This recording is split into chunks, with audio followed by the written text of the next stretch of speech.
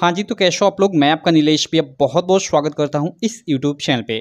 दोस्तों, आज की इस वीडियो में हम लोग पढ़ेंगे जो क्लास 10th का साइंस का फर्स्ट चैप्टर यानी रासायनिक अभिक्रियाएं एवं समीकरण जो हम पढ़ रहे थे उसके ऑब्जेक्टिव क्वेश्चन।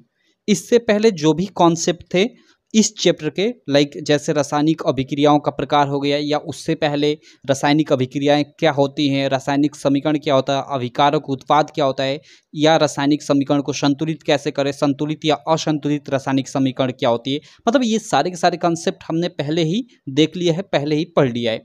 इस वीडियो में हम लोग क्या करेंगे कि इस चैप्टर के जितने भी ऑब्जेक्टिव क्वेश्चन हैं जो पीछे आ चुके हैं, और साथ ही जो लेटेस्ट अभी 2023 के बोर्ड एग्जाम में जितने भी ऑब्जेक्टिव आए थे सभी कोडों के पेपर का मैंने इसमें टाइप कर लिया है, सभी का सभी मैं आपको सॉल्व करा दूंगा, जिससे अभी 2024 का जो आपका बोर्ड एग्जाम होगा या उससे आगे के जो भी बोर्ड एग्जाम होंगे उसके लिए ये वीडियो काफ़ी इंपॉर्टेंट रहे। ठीक है, देखो यहाँ आपका जो बुक है ना, एनसीईआरटी की बुक है, उसे भी मैं दिखा देता हूँ। देखो एनसीईआरटी की बुक में यहाँ अभ्यास के प्रश्न शुरू होते हैं, और यहाँ से देखो यहाँ अभ्यास के प्रश्न या एक, और नीचे मैं आपको दिखाना चाहूँगा 2, और इस साइड यहाँ देखो एक, यहाँ पे ये तीसरा, मतलब 3 आपके ऑलरेडी एनसीईआरटी की बुक में ऑब्जेक्टिव क्वेश्चन दिए हुए हैं। इन तीनों को भी मैंने इसमें टाइप कर लिया है, इन तीनों को भी इसमें मैंने टाइप कर लिया है, तो मैं बता दूंगा। और उसके अलावा और भी बहुत सारे मैंने ऑब्जेक्टिव क्वेश्चन टाइप किया है, क्योंकि जो ऑब्जेक्टिव क्वेश्चन होते हैं आपके बुक के अलावा अलग से भी पूछे जाते हैं। ठीक है, तो सबको मैं बताऊंगा इस वीडियो में, और साथ ही नेक्स्ट वीडियो से हम लोग ये तीसरा तो इसी में समाप्त हो जाएगा, 3 ऑब्जेक्टिव, चौथे, पांचवें, 6, मतलब ये आगे के प्रश्नों को हम लोग सॉल्व करेंगे नेक्स्ट वीडियो से। तो चलो, आपका टाइम ज़्यादा मैं नुकसान न करते हुए इस क्वेश्चंस को जो भी है ये इनको सॉल्व कराता हूँ। बाकी कहूँगा, चैनल को अभी तक आप सब्सक्राइब नहीं किए हो तो चैनल को सब्सक्राइब कर लेना, और बेल आइकन को भी दबा लेना, जिससे मेरी सारी वीडियो की नोटिफिकेशन आपको मिलती रहे। और साथ ही आप फर्स्ट चैप्टर का नोट्स लेना चाहते हैं तो हमारी एप्लीकेशन है UPMSP स्टडी कर कर। ठीक है, UPMSP स्टडी कर कर आप गूगल प्ले स्टोर पर सर्च करेंगे तो आ जाएगी, आप इसे डाउनलोड कर लेना, वहाँ पे इस फर्स्ट चैप्टर का पूरा आपको नोट्स मिल जाएगा। तो चलो शुरू करते हैं पहले क्वेश्चन से। पहला क्वेश्चन क्या बोल रहा है कि लेड नाइट्रेट का रासायनिक सूत्र है। ओके, सिंपल, हमें लेड नाइट्रेट का रासायनिक सूत्र पूछ रहा है कि लेड नाइट्रेट का रासायनिक सूत्र क्या होगा। ओके, देखो यहाँ पे PbNO3 दिया है, PbNO3 ट्वाइस दिया है, PbNO2 और फिर ट्वाइस दिया है, और यहाँ PbO दिया है। देखो जो लेड यानी सीसा होता है जिसको हम Pb बोलते हैं, इस पे +2 चार्ज होता है। ठीक है, तो इसके साथ अगर नाइट्रेट, यहाँ नाइट्रेट है तो जो नाइट्रेट होगा ना NO3, उस पे कितना, नाइट्रेट पे कितना चार्ज होता है, आप सब लोग जानते हो कि नाइट्रेट पे -1 चार्ज होता है, तो इसलिए नाइट्रेट के साथ ट्वाइस लगा हो, इसलिए देखो ये ऑप्शन आपका बिल्कुल राइट हो जाएगा, क्योंकि PbNO3 इसका मतलब क्या है, यहाँ पे मैं आपको समझा देता हूँ। ये ऑप्शन राइट है, ये आपका लेड नाइट्रेट का फार्मूला है।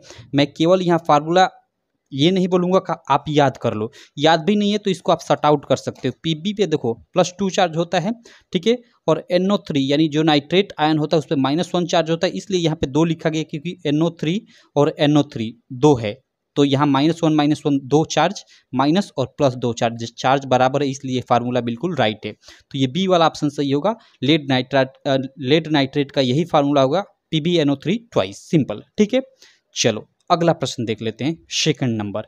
ये क्या है कि एक तत्व के क्लोराइड का सूत्र MCl2 है, उसके ऑक्साइड का सूत्र होगा। Very very important question.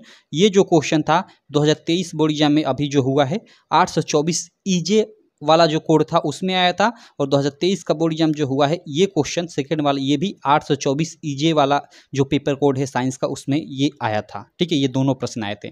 इसमें दूसरे प्रश्न में बोल रहा है कि एक तत्व के क्लोराइड का सूत्र हमें MCl2 दिया है, तो उसके ऑक्साइड का सूत्र क्या होगा। अब देखो यहाँ पे क्लोराइड का सूत्र हमें क्या दिया है, MCl2।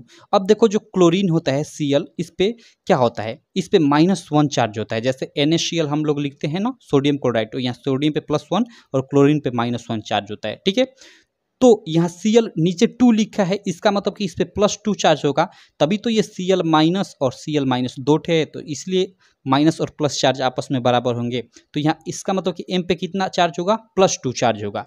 तो अब देखो इसके अनुसार अगर M पे +2 चार्ज होगा तो उसके अनुसार ये कौन सा ऑप्शन सही होगा, पहला लिखा है MO2, तो ये गलत हो जाएगा। क्यों गलत होगा, क्योंकि देखो MO2 इसलिए गलत होगा क्योंकि जो M पे तो हमने निकाल लिया कि +2 चार्ज है पहले ही, और ऑक्सीजन पे चूंकि -2 चार्ज होता है। ठीक है, ऑक्सीजन पे आप लोग याद रखना, ये चार्ज मैंने मतलब जो कॉन्सेप्ट की वीडियो थी उस पर मैंने एक पूरा पूरा सारणी बताया था, और क्लास 9th में भी आप पूरी की पूरी सारणी पढ़े होंगे शायद चैप्टर नंबर 3 में। तो ये चार्ज आप याद किए होंगे कि किस तत्व पे किस पे कितना चार्ज होता है, सिंपल। ठीक, तो यहाँ देखो, अगर यहाँ पे MO2 लिखा है, इसका मतलब M पे +2 चार्ज और ऑक्सीजन पे -2 चार्ज पहले ही होता है, और नीचे 2 लिखने का मतलब कि O- और O-2 इस तरह। तो ये तो माइनस मतलब 4 चार्ज हो जाएगा, गलत हो जाएगा, इसलिए ये गलत हो जाएगा, पहला ऑप्शन इसलिए गलत है।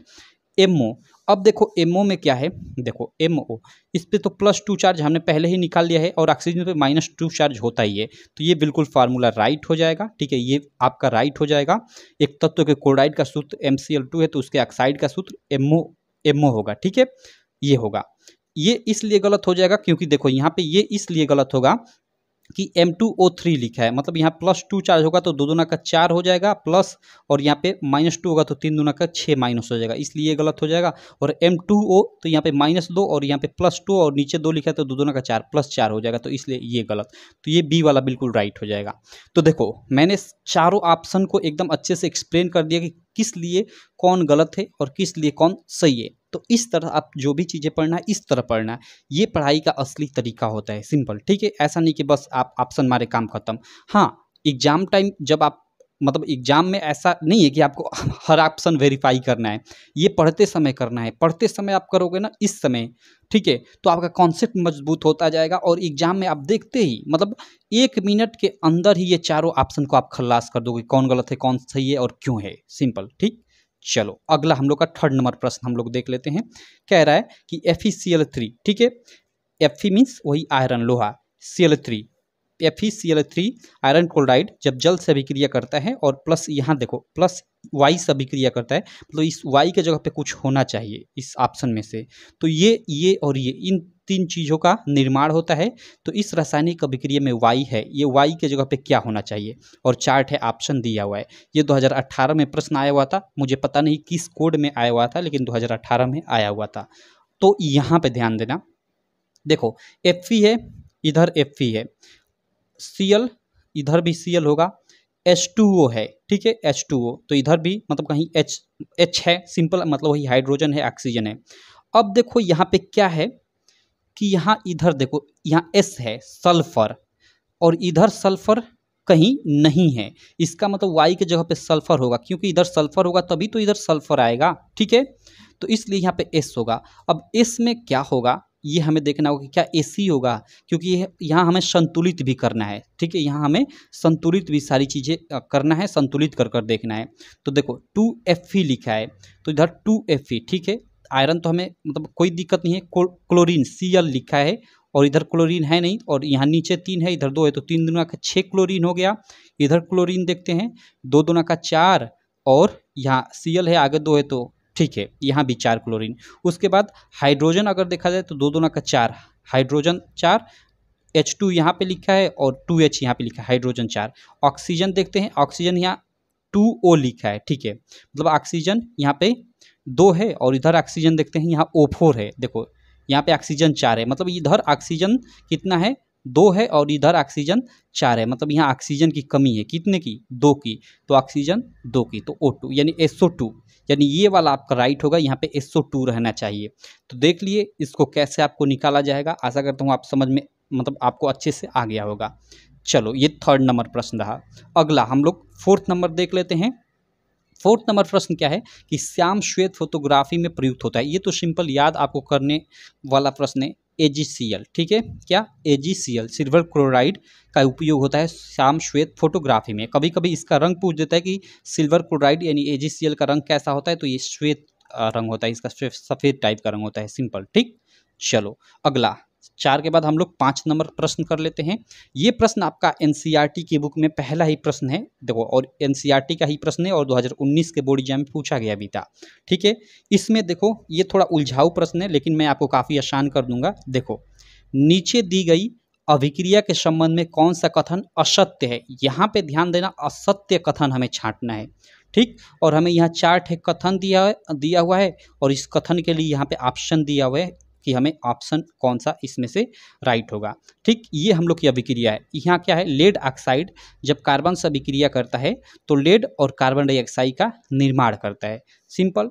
इस अभिक्रिया के बारे में यहाँ 4 ठे कथन लिखा हुआ है। अब कौन सा कथन गलत है, कौन सा कथन सही है, चलो हम लोग छांटते हैं। देखो, सीसा अपचयित हो रहा है। देखो, अपचयित का मैंने बताया कि अपचयित मीन्स वही अपचयन, तो जहाँ अपचयन आ गया मीन्स वहाँ ऑक्सीजन की कमी। ठीक है, और जहाँ उपचयन आ गया, अपचयन उपचयन अभिक्रिया मैंने आपको पढ़ाया था, जहाँ उपचयन आ गया वहाँ ऑक्सीजन की वृद्धि। ठीक है, अब चलो, सीसा अपचयित हो रहा है। यहाँ देखो PbO है, तो यहाँ क्या PbO अपचयित हो रहा है? नहीं, मतलब PbO में Pb अपचयित हो रहा है? नहीं, PbO पूरा का पूरा ये लेड ऑक्साइड अपचयित हो रहा है, तो सीसा अपचयित हो रहा है केवल, मतलब ये बोल रहा है। तो ये तो मतलब एक तरह से गलत हो जाएगा, क्योंकि यहाँ देखो PbO से यहाँ Pb बन रहा है, मतलब ऑक्सीजन की कमी हो रही है, तो ऑक्सीजन की कमी मीन्स उसका अपचयन हो रहा है, यहाँ इसका अपचयन हो रहा है, तो अपचयन इस पूरे का हो रहा है ना, लेड ऑक्साइड का अपचयन हो रहा है, लेकिन यहाँ बोला कि सीसा का अपचयन हो रहा है, सीसा अपचयित हो रहा है, तो ये गलत कथन हो जाएगा। सेकंड कथन में क्या बोला है कि कार्बन डाइऑक्साइड उपचयित हो रही है। ठीक है, उपचयित मीन्स जहाँ ऑक्सीजन की वृद्धि हो। ठीक है, तो देखो यहाँ कार्बन से इधर क्या बन रहा है, मतलब कार्बन डाइऑक्साइड यानी ऑक्सीजन की वृद्धि हो रही है, तो ऑक्सीजन की वृद्धि हो रही है, इस कार्बन के साथ यहाँ इधर आकर ऑक्सीजन की वृद्धि हो रही है, तो इसका मतलब कार्बन क्या हो रहा है, उपचयित हो रहा है। ठीक है, न कि कार्बन डाइऑक्साइड उपचयित हो रही है, तो ये भी कथन आपका गलत हो जाएगा, क्योंकि कार्बन उपचयित हो रहा है। ठीक, यहाँ पे लिखा है कि कार्बन उपचयित हो रहा है, तो बिल्कुल ये राइट ऑप्शन हो जाएगा। क्यों? क्योंकि कार्बन उपचयित हो रहा है, कार्बन के साथ ऑक्सीजन आ रहा है, इसका मतलब कार्बन उपचयित हो रहा है, कार्बन के साथ ऑक्सीजन की वृद्धि हो रही है। सिंपल। और यहाँ चौथे में, तीसरे के बाद यहाँ चौथा ऑप्शन है कि लेड ऑक्साइड अपचयित हो रहा है। ठीक है, लेड ऑक्साइड अपचयित हो रहा है। सिंपल, सही बात है, क्योंकि PbO लेड ऑक्साइड है और यहाँ केवल Pb बच रहा है, मतलब मीन्स लेड बच रहा है, ऑक्सीजन इससे हट जा रहा है, ऑक्सीजन की कमी हो रही है, इसका मतलब कि यह लेड ऑक्साइड अपचयित हो रहा है, तो ये भी ऑप्शन सही हो जाएगा। अब देखो हमें क्वेश्चन में क्या बोला है कि नीचे दी गई अभिक्रिया के संबंध में कौन सा कथन असत्य है, हमें असत्य कथन छांटना है। तो असत्य कथन देखो, ये फर्स्ट वाला है और सेकंड वाला है, तो अब ऑप्शन में देख लेते हैं फर्स्ट सेकंड। देखो ये पहले ऑप्शन में ही फर्स्ट और सेकंड है, तो पहला ऑप्शन आपका बिल्कुल राइट हो जाएगा, क्योंकि पहला और दूसरा जो ये इसमें कथन है वो असत्य कथन है। ठीक है, चलो ओके, चलो आशा करता हूँ ये 5वां प्रश्न भी आपको क्लियर हो गया होगा। अब हम लोग नेक्स्ट प्रश्न पे चलते हैं, 6 नंबर प्रश्न पे। ये प्रश्न क्या बोलता है, आप लोग देख सकते हो कि जिन अभिक्रियाओं में आयनों के विनिमय से नए यौगिक बनते हैं उन्हें कहा जाता है। और यह जो प्रश्न है ना, अभी अभी 2023 के बोर्ड एग्जाम में 824 EK कोड वाला जो पेपर है उसमें पूछा गया था। ठीक है, जिन अभिक्रियाओं में आयनों के विनिमय से नए यौगिक बनते हैं उन्हें कहा जाता है। देखो आयनों के विनिमय से मतलब क्या है, विनिमय मीन्स आप लोगों ने सुना होगा कि एक वस्तु के बदले दूसरी वस्तु देना, ये विनिमय होता है। आपने सुना होगा, ये हिस्ट्री में पढ़ा होगा कि मतलब पीछे जब रुपया नहीं था तो लोग एक वस्तु के बदले दूसरे वस्तु का मतलब विनिमय करते थे। लाइक जिसको जैसे मान लो किसी को गेहूं की ज़रूरत है और उसके पास चावल अधिक है, तो उसने उसको चावल दे दिया और उसने गेहूं दे दिया, तो मतलब एक दूसरे के बदले एक दूसरी चीज़ देना, यही क्या होता है, विनिमय होता है, एक तरह से बोल सकते हैं। तो जिन अभिक्रियाओं में आयनों का विनिमय होता है, जैसे मान लो ए और बी के बीच अभिक्रिया हुई, ए बी और सी के बीच अभिक्रिया हुई, तो यहाँ से ए बी से बी हट गया और सी इसके जगह पे आ गया। ठीक है, तो यह किस अभिक्रिया में ऐसा होता है, तो यह प्रतिस्थापन या विस्थापन जिसको हम अभिक्रिया बोलते हैं उसमें होता है। ठीक है, तो ये पहला ही ऑप्शन बिल्कुल राइट हो जाएगा। वियोजन अभिक्रिया तो हो नहीं सकता, योगात्मक अभिक्रिया नहीं हो सकता, इसका मतलब ही नहीं कोई, तो ये फर्स्ट वाला ही ऑप्शन आपका बिल्कुल राइट हो जाएगा। तो ये प्रश्न संख्या 6 रही। चलो अब हम आगे चलते हैं, आगे के प्रश्नों को देखते हैं। इधर आ जाते हैं, 1 मिनट, इसको थोड़ा मैं फोल्ड कर लेता हूँ। ओके, चलो यहाँ पे 6 के बाद यहाँ पे 7 नंबर प्रश्न पे हम लोग आ जाते हैं। 7वां प्रश्न क्या है, आप लोग देख सकते हो स्क्रीन पे। ये प्रश्न है कि Fe यानी वही आयरन, लोहा कापर सल्फेट से अभिक्रिया कर रहा है, तो आयरन सल्फेट और कापर का निर्माण कर रहा है। यहाँ पे सिंपल देख सकते हो कि जो आयरन है कॉपर सल्फेट से कॉपर को विस्थापित कर दिया यानी हटा दिया और उसका जगह पे स्वयं आ गया।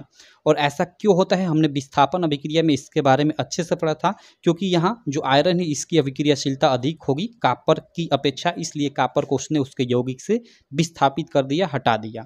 तो इस अभिक्रिया को क्या कहेंगे, विस्थापन अभिक्रिया। सिंपल, तो ये आपका तीनों ऑप्शन गलत हो जाएगा, ये विस्थापन अभिक्रिया, डी वाला आपका बिल्कुल राइट ऑप्शन हो जाएगा। ठीक है, चलो अगला प्रश्न है 7 के बाद 8 नंबर की, और ये देखो ये प्रश्न 2024 के ही 2023 के ही पेपर में 824 इक्के वाला जो कोड था उसमें आया हुआ था। ये प्रश्न आपके एनसीईआरटी में दिया हुआ है, 3rd नंबर प्रश्न है शायद। देखो प्रश्न क्या है कि लौह चूर्ण पर तनु हाइड्रोक्लोरिक अम्ल डालने से क्या होता है, सही उत्तर पर निशान लगाइए। ठीक है, चलो ये आपको सही निशान नहीं लगाना है, वो तो जो OMR शीट है उस मतलब एग्जाम में आपको फिल करना होगा, क्योंकि आप जानते हो कि अब आपके एग्जाम में OMR शीट आ गई है। चलो तो यहाँ पे लौह चूर्ण पर तनु हाइड्रोक्लोरिक अम्ल, लौह चूर्ण मीन्स लोहे का चूर्ण यानी एक तरह से Fe आयरन, क्या तनु हाइड्रोक्लोरिक अम्ल डालने पे मीन्स जो लौह चूर्ण है यानी आयरन है वो तनु हाइड्रोक्लोरिक अम्ल से अभिक्रिया करता है, डालने पे मीन्स डालते हैं तो मीन्स वही अभिक्रिया करता है, और तनु हाइड्रोक्लोरिक अम्ल मीन्स HCl। तो क्या होता है, तो देखो जब आयरन यानी यहाँ पे क्या है, एक तत्व है, जब यह अम्ल से अभिक्रिया करता है, ठीक है, तो क्या होता है कि हाइड्रोजन गैस निकलती है। ठीक है, तो यहाँ जब ये दोनों अभिक्रिया करेंगे तो FeCl का निर्माण होगा, FeCl2, ठीक है, आयरन क्लोराइड का प्लस हाइड्रोजन गैस का भी निर्माण होगा साथ में। तो यहाँ पे हाइड्रोजन गैस एवं आयरन क्लोराइड बनता है, बिल्कुल पहला ही ऑप्शन सही है। क्लोरीन गैस नहीं निकलती है, हाइड्रोजन गैस निकलती है, कोई अभिक्रिया नहीं होती, अभिक्रिया होती है। ठीक है, आयरन लवण, आयरन का लवण बनता है एवं जल नहीं बनता है, हाइड्रोजन गैस का निर्माण होता है। सिंपल, ये पहला वाला ऑप्शन सही हो जाएगा। चलो तो 8वां प्रश्न भी क्लियर। 8वें के बाद 9 नंबर वाला प्रश्न देख लेते हैं। 9 नंबर प्रश्न क्या है कि कार्बन को वायु में जलाने पर कार्बन डाइऑक्साइड गैस का बनना उदाहरण है। सिंपल, जब कार्बन को वायु में जलाने पर यानी वायु से यह अभिक्रिया करता है तो क्या होता है, कार्बन डाइऑक्साइड का निर्माण होता है।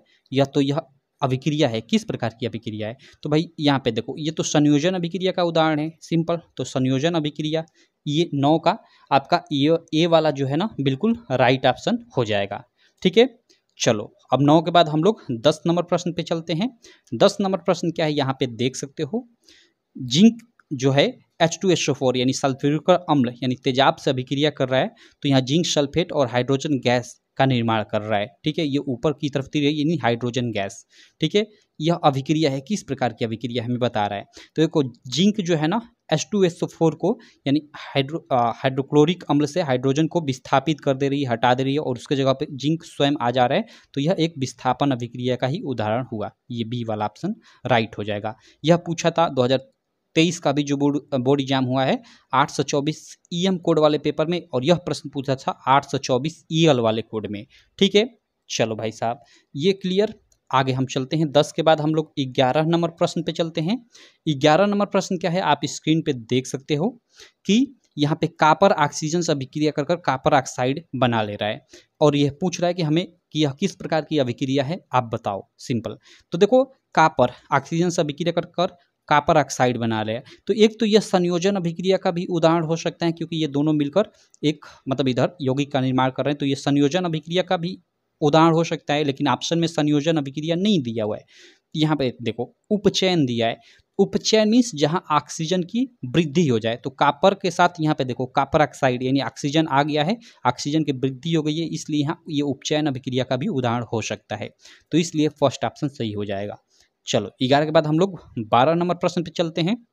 12 नंबर प्रश्न क्या है कि एक भूरे रंग का चमकदार तत्व X को Y की उपस्थिति में गर्म करने पर वह काला हो जाता है, इस तत्व का नाम लिखिए। ओके, चलो ओके, देखो यहाँ पे एक भूरे रंग का चमकदार तत्व X यानी कोई भूरे रंग का तत्व है X, उसको Y की उपस्थिति में गर्म करने पर वह काला हो जाता है, उस तत्व का नाम क्या होगा, तो देखो सिंपल वह तत्व कॉपर होगा। क्यों, क्योंकि कॉपर को जब हम लोग क्या करेंगे कि Y की उपस्थिति यानी ऑक्सीजन की उपस्थिति में गर्म करेंगे, ठीक है, तो यह क्या होगा कि कॉपर ऑक्साइड का निर्माण करेगा, और जहाँ ऑक्साइड यानी ऑक्सीजन आ गया वहाँ सिंपल वो तो मतलब एक तरह से कार्बन हो गया और आपका ऑक्सीजन हो गया, ठीक, तो ये मिलकर कॉपर ऑक्साइड का निर्माण करेंगे और कॉपर ऑक्साइड काले रंग का पदार्थ होता है, तो सिंपल वह काला हो जाता है, तो उस तत्व का नाम होगा तो कॉपर, सिंपल।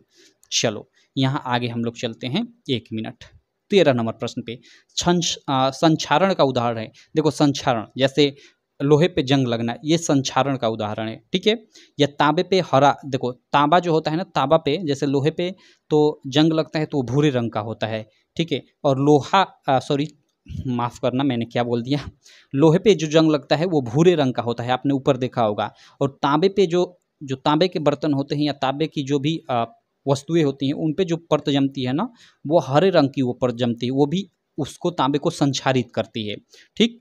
और चांदी पर काली परत जमती है। आपने देखा होगा कि आपकी माँ या कोई भी छेगल छेगल आप समझ रहे हो ना, पाँव में जो पहनती हैं चांदी की मतलब जो सामान होते हैं उनको पहनती हैं, तो उनको बार बार मतलब साफ भी करती हैं, उस पर काली काली परत जम जाती है छोटी छोटी, तो ये उस पर काली परत जमती है।